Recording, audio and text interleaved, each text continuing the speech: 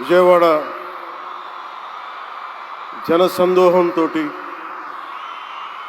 ఇంత కళకళలాడటం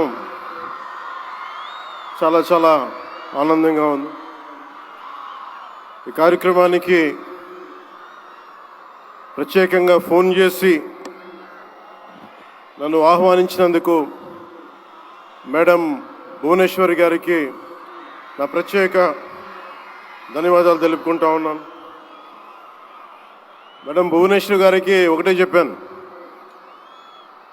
మీరు invitation card పంపిస్తేనే వచ్చేవాడిని, మీరు ఫోన్ చేయక్కర్లేదు మేడం అని కూడా చెప్పాను. ఆవిడ మీద నాకు అంత అపారమైన గౌరవం. కష్టాల్లో ఒడిదుడుకుల్లో చెక్కు చెదరకుండా చాలా బలమైన సంకల్పంతో ఆవిడని ప్రత్యేకించి చాలా దగ్గరగా చూశాను. అలాంటి వ్యక్తి ఆధ్వర్యంలో ఈ ఎన్టీ రామారావు గారి మెమోరియల్ ట్రస్ట్ ఈ ప్రోగ్రాం జరగటం, తలసీమియా పేషెంట్స్ కోసం జరగడం చాలా ఆనందంగా అనిపించింది.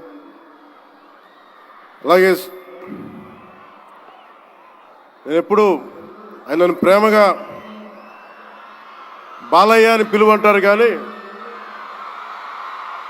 నాకు ఆయన ఎప్పుడు సార్ అనే పిలవాలనిపిస్తుంది. నాకు ఆయన మీద నాకు అపారమైన గౌరవం. ఎవరిని లెక్క చేయని వ్యక్తిత్వం, తను అనుకున్నది బలంగా ముందుకు తీసుకెళ్లే వ్యక్తి. ఒక తరం కాదు, 2 తరాలు కాదు, ఎన్ని తరాలు వచ్చినా సరే ఎప్పుడు ప్రేక్షకుల్ని ఆకర్షించే ఆయన నటన చాలా ఆనందకరం. మా సోదరులు బాలకృష్ణ గారికి నా హృదయపూర్వక నమస్కారాలు. సినిమాల్లోనే కాదు, చారిటీస్లో కూడా ముందుంటాను. ఆ చారిటీస్ని గుర్తించే నరేంద్ర మోదీ గారి నాయకత్వంలోని కేంద్ర ప్రభుత్వం వారికి పద్మభూషణ్ అవార్డు ఇచ్చి,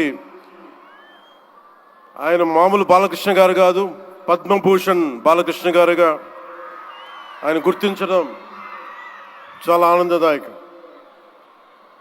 28 సంవత్సరాలు పూర్తి చేసుకున్న ఈ సందర్భంలో ఎన్టీఆర్ ఈ ట్రస్ట్కి చాలా అద్భుతమైన భవిష్యత్తు ఉండాలి, ఇంకా వేలాది మందికి సహాయం చేయాలి. నాకు చాలా ఆశ్చర్యం కలిగించింది. చాలా సైలెంట్గా చేసుకెళ్ళిపోయే ట్రస్ట్ ఇది. నాకు ఎలా తెలిసేది ట్రస్ట్ గురించి అంటే, చాలామంది డాక్టర్స్ విదేశాల నుంచి వచ్చి అక్కడ విదేశాల్లో మేము డబ్బుల కోసం చేస్తాం, కానీ దేశానికి వచ్చి ఎన్టీఆర్ ట్రస్ట్కి వచ్చి చాలామంది గొప్ప ఆంకాలజిస్టులు వాళ్ళందరూ వచ్చి సేవలు చేయటం ఎంత స్ఫూర్తిదాయకమో ఎన్టీ రామారావు గారిది తెలుస్తా ఉంది.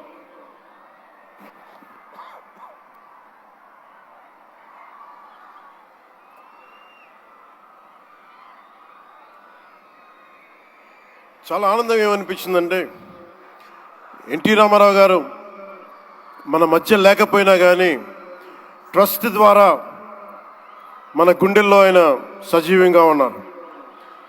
సహాయం పొందిన ప్రతి ఒక్కరు కూడా ఆయన పేరుని మననం చేసుకొని ఆయన ఒక అమరజీవిగా మనందరి గుండెల్లో నిలిచిపోయారు. ఒక ట్రస్ట్, ఒక మంచి పని ప్రారంభించడం, దానిని కొనసాగించడం చాలా కష్టమైన పని. అలాంటిది 28 సంవత్సరాలు పూర్తి చేసుకొని ప్రత్యేకించి ఈ రోజున తలసీమియా పేషెంట్స్ కోసం ఈ రోజున ఈ కార్యక్రమాన్ని డెడికేట్ చేయడం మనస్ఫూర్తిగా చాలా గొప్ప విషయం. ఇది తలసీమియా పేషెంట్స్ వాళ్ళకి నేను చాలాసార్లు రోడ్లు మనకి ప్రత్యేక సందర్భాల్లో కలుసుకున్నప్పుడు చిన్నపిల్లలు బారిన పడటం, ఒకసారి ఒళ్ళో వాళ్ళ బిడ్డల్ని నా ఒళ్ళో పెడతా ఉంటారు, చూడండి నా తలసీమియా వచ్చిందనేది. నేను చాలా సందర్భాల్లో